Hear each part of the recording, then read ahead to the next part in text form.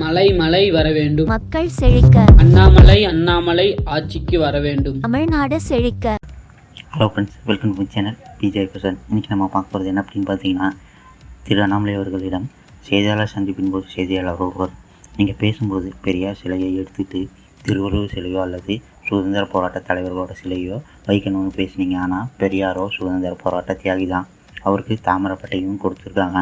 இதில் என்ன தப்பு சார் என செய்தியாளர் ஒருவரின் கேள்விக்கு திரு அண்ணாமலை அவர்களின் பதில், பெரியார் அவர்களை சுதந்திர போராட்டத்திற்காக தியாகின்னு சொல்கிறீங்க.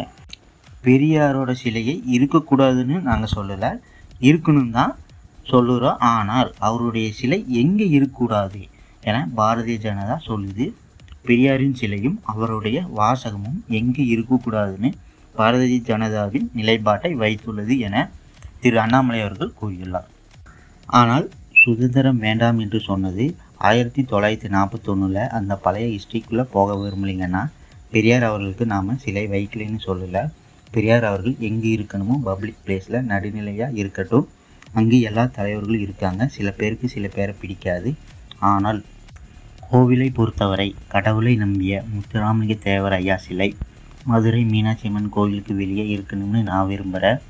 அதே போல் மதுரை மீனாட்சி அம்மன் கோவிலுக்கு வெளியே வைத்தியநாதர் ஐயாவோட சிலை இருக்கணும்னு நான் விரும்புகிறேன். ஏன்னா இவங்க எல்லாம் ஆன்மீகத்தோடும் அறத்தோடும் சுதந்திர போராட்டத்துக்கு பாடுபட்டவர்கள்.